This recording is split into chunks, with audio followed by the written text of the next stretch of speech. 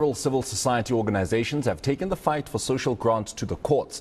They are collectively laying charges against government over what they say are unfair regulations that govern the social relief of distressed grant. They're also challenging the arbitrary means test of 350 rands, which they say deprives millions of people in need of government assistance.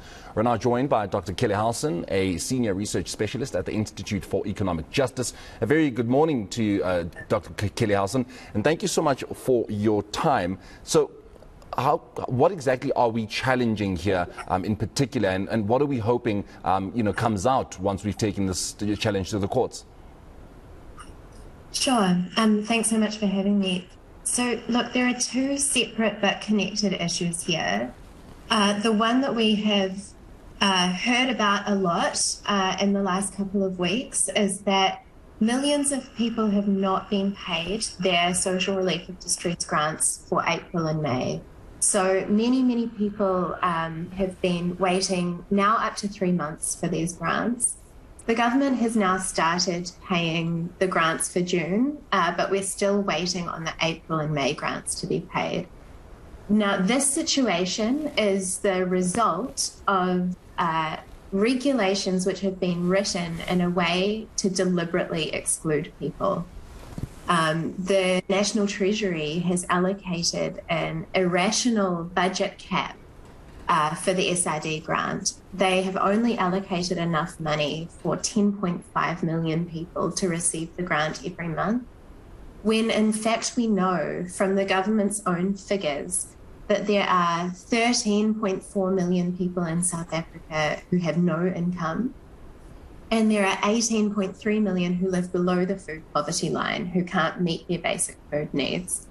So in only allowing the grant to be paid to 10.5 million people, the Treasury has basically forced the Department of Social Development and the Social Security Agency to put unfair and exclusionary measures in place to stop people from being able to receive the grant. So those include, as you say, the 350 Rand means test, which is actually a lowered means test from the previous iteration of the grant. So hundreds of thousands of people who did qualify for the grant before now do not qualify, and those are people who relied on that assistance. And they've also put other measures in place which are exclusionary, which shut people out. One is the fact that you can only apply for the grant through an online system, so that people who don't have access to devices, people who don't have access to data, people who struggle with digital literacy face high barriers to just applying for the grant. And what we've actually seen now in June, now that they've finally started paying the grants again, is that millions of people who have applied, who managed to successfully navigate that application system, are now being declined. And that's because of the bank verification process, where the government is checking people's income to make sure that they haven't got more than 350 Rand in the month, and that includes assistance from family and friends. So it's a desperate situation, and it's really a tragic situation for millions of people who need this assistance. Dr. Halson, so what exactly are you hoping the government will do? What are you proposing, at least, to them to make sure they do, to ensure that the people living in abject poverty do get this assistance? Sure. So the Black Sash is launching litigation against the government, and the IEJ, my organisation, is supporting that litigation.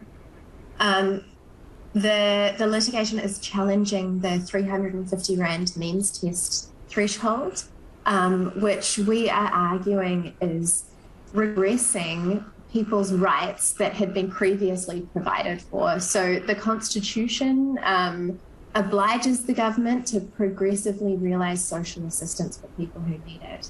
And what we've actually seen here is that they provided social protection that they're now taking away. So this is the key part of what we're challenging through this litigation. We're also challenging, as I mentioned, the unfair and exclusionary barriers that the government has put in place, like the online-only application system, And this all stems from the irrational and arbitrary budget. So ultimately what we're hoping to achieve is that the people who are in need of this assistance, who deserve this social protection, are able to access it. The IEJ has also, our lawyers have sent a letter asking for an urgent resolution to the situation where the April and May grants have still not been paid. Yeah. We're asking for that situation to be urgently addressed this month. Dr. Howson, thank you so much for joining us. Unfortunately, time is of course not on our side, but we really do appreciate you just helping us, understand the context of what it is the IEJ is asking for. But we're going to leave it there with you. Thank you so much. That is Dr. Kelly Howson, a senior research specialist at the Institute for Economic Justice.